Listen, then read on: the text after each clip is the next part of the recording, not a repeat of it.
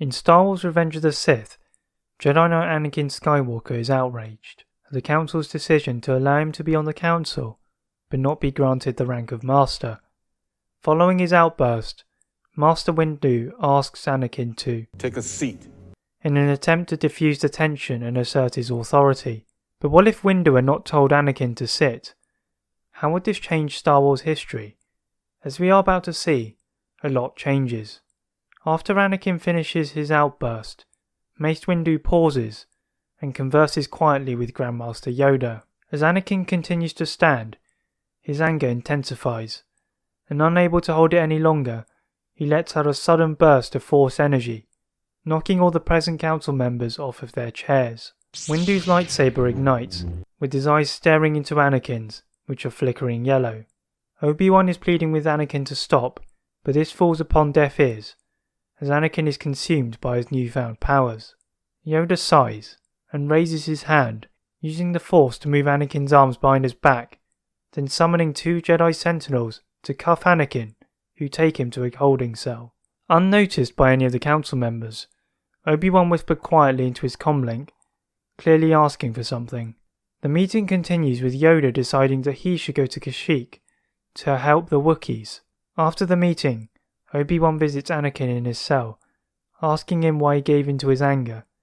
Anakin looks downwards in shame and apologizes to his master, as Obi-Wan reminds him of what an accomplishment it is to be a council member at such a young age, and how proud he is of his former Padawan.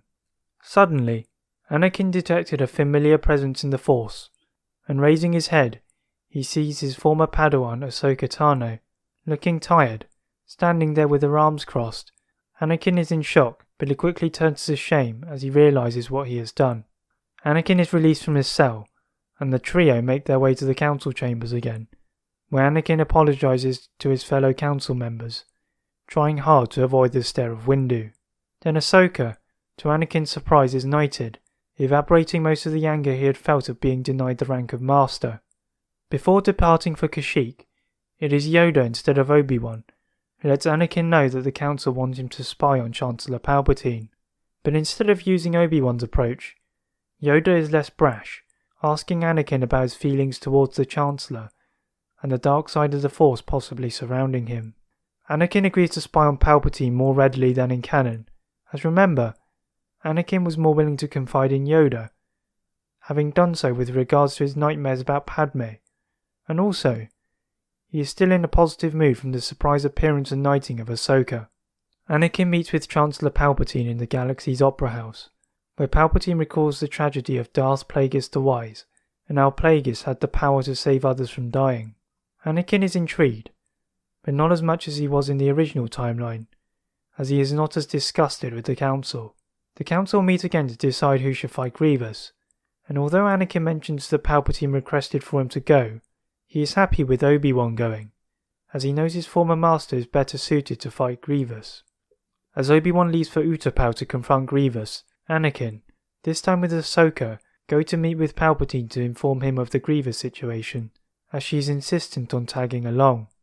Palpatine is annoyed at seeing the Togruta, as this was not part of his plan, but hides it with one of his trademark devious false smiles. Palpatine begins to seduce Anakin to the dark side of the Force, with the promise of more knowledge which could save Padme, much to Ahsoka's shock. Anakin, upon finding out Palpatine was a Sith Lord, ignites his lightsaber towards his throat.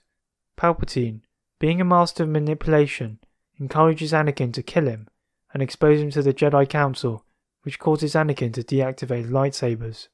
Ahsoka is stunned, and acting on instinct, she ignites her own 2 blades, and foolishly thrusts them towards Palpatine before Anakin could stop her.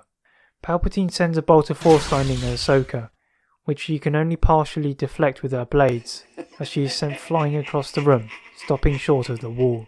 Palpatine ignited his crimson red blade from the sleeve of his cloak, as he made his way swiftly towards the dazed Ahsoka, with Anakin following closely, looking conflicted about what to do. Palpatine raised his blade at Ahsoka, ready to make the killing blow. Well, that is it for part 1 of What If Mace Windu Never Told Anakin to take a seat. There are several ways we can go from here, and I want you to comment your suggestions below. I really wanted to include Ahsoka in this one, as she does not appear in Revenge of the Sith, and I feel she could have made a difference to the outcome. As usual, if you would like to see more what ifs, subscribe for more and leave a comment on what if you would like to see next. Thank you very much for watching, and see you next time.